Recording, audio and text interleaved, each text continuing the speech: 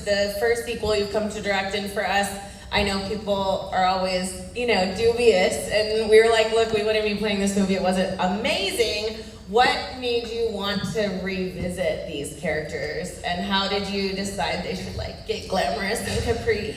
Well, I mean, these characters are so much fun. I've always shied away from doing a sequel, because I think they're really terrifying, and I haven't seen many sequels that I like. But I love these characters so much, and it just felt like they had something to revisit. And then the first Simple Favor was really finding a bigger audience all the time on streaming, and it just felt like maybe people want to see that. But then there was a lot of pressure to kind of come up with the right story. And I'd always been obsessed with this wedding in Capri. Giovanna Battaglia, who's the Vogue editor editor for Vogue out of Paris or whatever, got married there to some really rich guy. And so actually where they got married at that point, that's exactly, I just recreated that from that wedding, because it's so awesome. So if you want to get married there, it will cost a fortune to put that scaffolding up. And it just, but it was really about getting together with these two again, and just so much fun, and then getting the rest of the cast back together, and whoever wasn't dead could come back. And Josh Sateen is here too, who plays Miles. Where's not dead yet? Not dead. Well, that's how we do it. Sounds like another sequel. Anna, can you talk a little bit about what it was like to get back into the iconic Stephanie's, shoes? Sure. I mean, yeah. Well, I remember early on asking our costume designer Renee, Stephanie is, as the kids say, addicted to not serving. So I was like, can I just be not very well dressed but comfortable? So I was really excited to play Stephanie, but in sneakers. So that was exciting. I love that. And Blake, tell us about getting back into the legendary mindset of Emily. Well, I love this character so much. It's probably my favorite character I've ever been fortunate enough to play. And so when Paul asked us to come back, I was so excited, and I was really nervous on the first one because we didn't know if we were making a drama or a comedy. And when we asked Paul, he said yes, which is not really an answer to the question. But it worked out. So I was like, okay, no nerves. I know what I'm doing this time. And then right before we started shooting, he said, I have a little bit of a curveball idea. Which I'm not going to say what it was because, we don't want to give away anything. But it definitely, upped the ante. It was very uncomfortable to watch in this theater with you all fine folks. Personal torture. So thank you. So yeah, it was fun. It's always fun. Yeah, getting to work with Anna again, obviously, in this incredible group of people is amazing. Hey, can I take one moment to say something very obvious? Everybody, please don't put out any spoilers whatsoever. There's a lot of twists and turns in this, so I beg of you. I know you. Wait, I'm just going to tell the ending real quick though. While you're. My God. Thanks.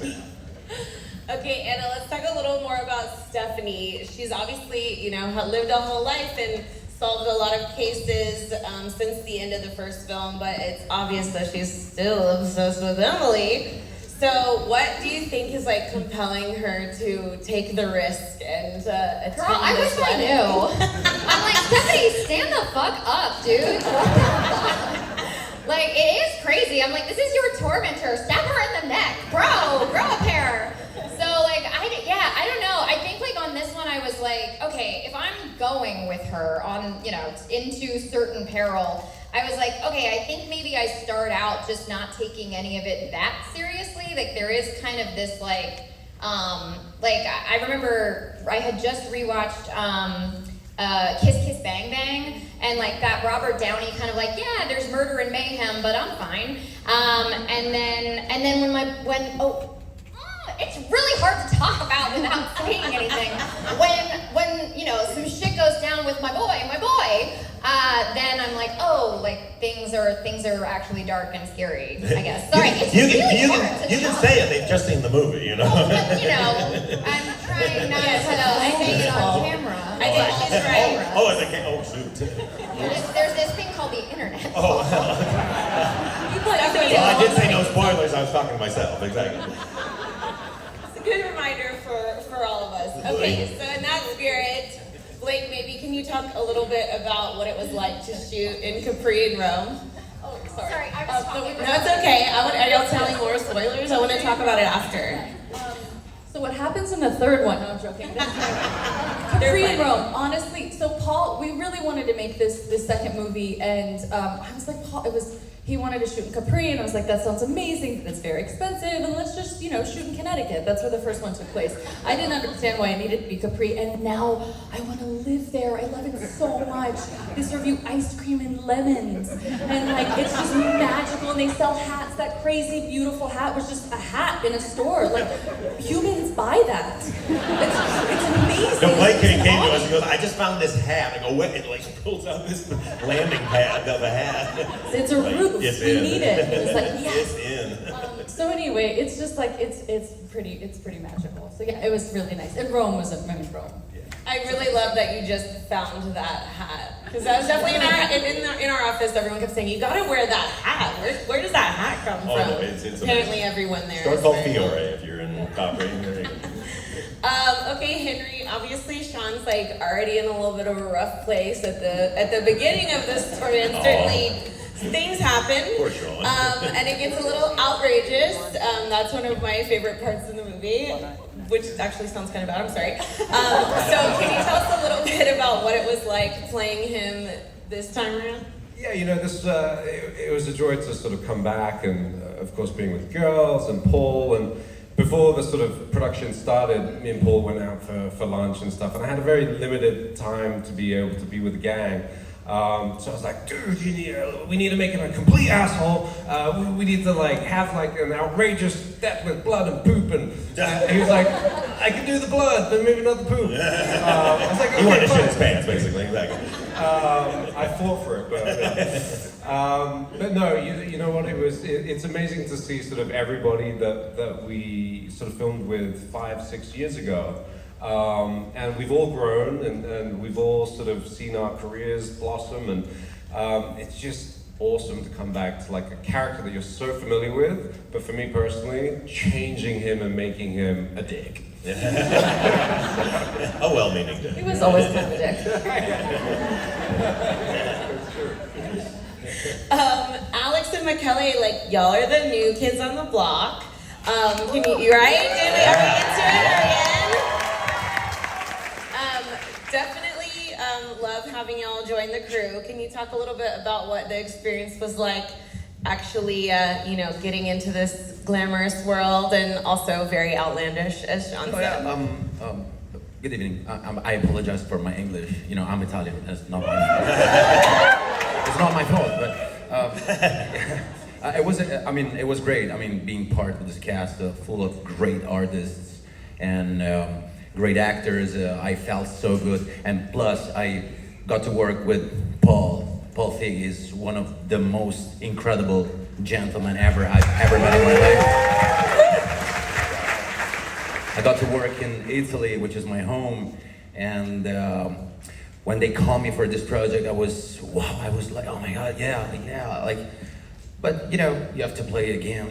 The sexy motherfucker is like, oh, yeah. Please, no, I can't. No.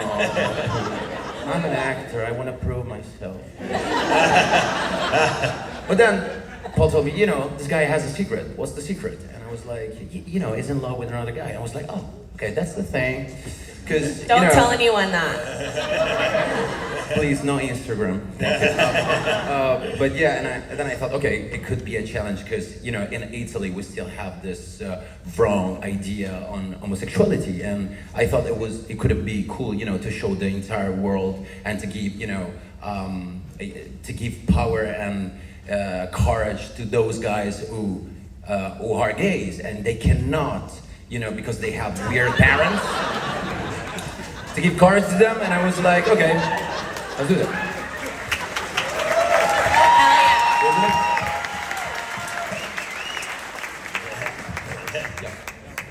You are giving all the gays strength. So thank you for the gays. That's my thing. There's a lot of them, I don't know if I'm doing a shit figure, but it was great to work with all these amazing people, and thank you very much. We love it. We love it. And I was just really happy to film in Capri. Who doesn't want to get paid to film in Capri? But no, working with Paul was legendary, and with this phenomenal cast, it's iconic. Everyone, I'm fans of everybody on stage and in the movie, and Paul being so kind and giving to all of us, so thank you for that. Oh, thank you, Alex. And Alex, one of my favorite projects I've ever produced was Zoe's Extraordinary Playlist. I'm also very happy that I didn't have to sing in this movie. Yeah, exactly. Yes. Tony winner, by the way. Yes, exactly.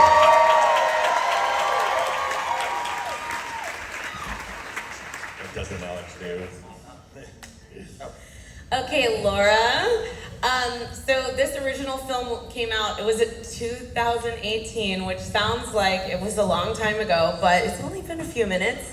But it had such acclaim, and there's been the resurgence of love that's on streaming platforms, like you said. Can you talk about what factors went into like bringing this actually to life and making all of it happen? Yeah, I mean, the movie was such a success that everybody made in 2018, but in 2020 it sort of found a new life on streaming, like you said, and we saw a really global audience embrace the movie, and that sort of inspired us to talk about what it would take to come back to the characters. For Paul, it was Capri. And as we were sitting in our homes, all trapped from the pandemic, we were sort of just enjoying dreaming up what would it be like, and we just went as big as we could with the wish fulfillment. And it was a total dream to make it, but it was, to serve up a little wish fulfillment in a dark moment in 2020, and it was just a pleasure to get to come back with all these people and do that. Love it. Thank you to all the people. Bashir, how did you like your time in Capri? I didn't get to go to Capri. Fuck out of here. Shout out Rome! Yeah! That was great. We love you, Bashir. I love Rome. Hey, we'll see where the third one is. Hopefully, Gotta open that envelope, man. Andrew and then Bashir, I'd love to hear kind of like, your characters are favorites from the original, dare I say. What was it like to be teaming up with Paul again? And can you talk a little bit about his directing style? God. His directing style. He's very collaborative. He's very open to, he's very good at letting actors improvise, but also knows when to tell them that's enough. You're not helping anymore, especially if you're just taking up all the time. But no, you're the best. You're so much fun, and the fact that you brought us all. I mean, all my scenes took place in Connecticut, and yet I still got to go to Rome. So I think Shout out Rome. Yeah, shout out Rome. There you go. Shout out Rome. So it was thrilling. It was really good. The biggest challenge was finding an American-looking mall in Rome. Yes. We did. So, Yes, and sometimes American background, right? We were all sort of on we always had to look out accent for lunch. Yes. Yes, Well, there's so certain trees that look very Italian, so you can't shoot that way. Sure, we can paint them out, but we don't paint stuff out. We just do it real. Thank you. Yeah, there you go. Well done. Thank you so much. And again, we are all getting strength from you. Thank you. And Elizabeth Perkins. Elizabeth Perkins. Come on now. EP. Yes, you are a beloved film icon. Can you tell us what drew you into this? We didn't know when we saw the film. We go into everything blind, so it was so fun to get to discover all of these characters. Can you tell us a little bit about getting to play it? We're so sad Allison was filming, so Allison Jennings isn't here, but can you talk about getting to play against her and what that was like? Well, I've known Allison, I think, almost as long as I've known Paul, which is quite some time, which is why I'm here. You're here because you're awesome. I would bring That's Paul why you're Feig breakfast on the set. I'd be like his caddy in the golf game. I'd go and have a cocktail with you anytime. Bring it on. Multiple. There we go. Working with Allison is, I wouldn't call it work. You'll notice that in our scenes together, I very, very rarely make eye contact with her because I can't. I can't look at her because she makes me laugh, even when she's being serious. So for me, it was a sisterhood, truly. About the lemon. Oh yeah, there was this. We were walking into the wedding the first time you meet us, and right before Paul called action, she goes, "Here, hold this lemon." And then he goes, "Action," and I walk in with the lemon. And then she grabs it out of my hand and goes, "What are you doing?" And that's what it's like to work with Allison. And thank you, Paul, for asking me to be in your film, and thank you to Oh my God, lovely please. people on the stage. It was an amazing experience. You'll be seeing Miss Perkins in another film of mine later this year. I'll do anything with you, Paul. Thank you.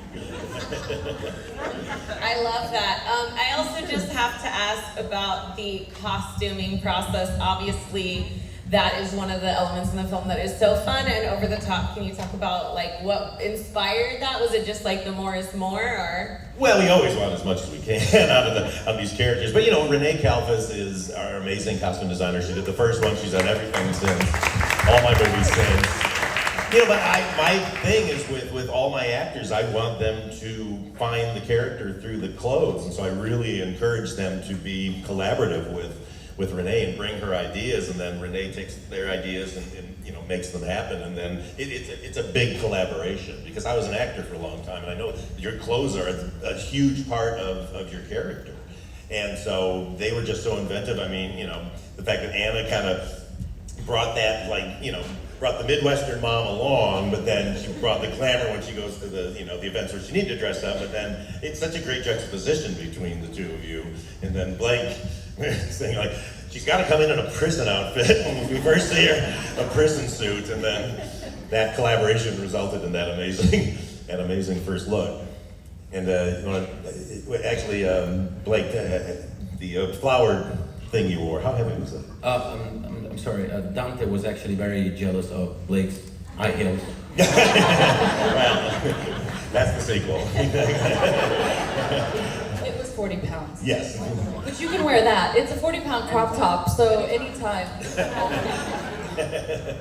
I love that. I really love the pearl outfit with the all the way down the side. That was one we definitely talked Tamara about. Ralph. She makes amazing, beautiful clothes. She made a lot of them. I love that. Okay, Paul, do you want to help everyone remember what they're not supposed to do when they leave the theater to keep the secrets and spoilers all wrapped up? What she said, exactly, yeah. No, it's so fun to, it's almost nerve-wracking sometimes to have a movie that has a lot of surprises in it, because you're like, oh, please don't let the critics let it out or whatever, but you know, anyway, I've said my piece. Yeah, Let people enjoy it. We want everyone to have fun. There you go. And thank you so much for being here. Thank you all for making this fun. We love it. We love you, Austin. Thanks so much. Thank you.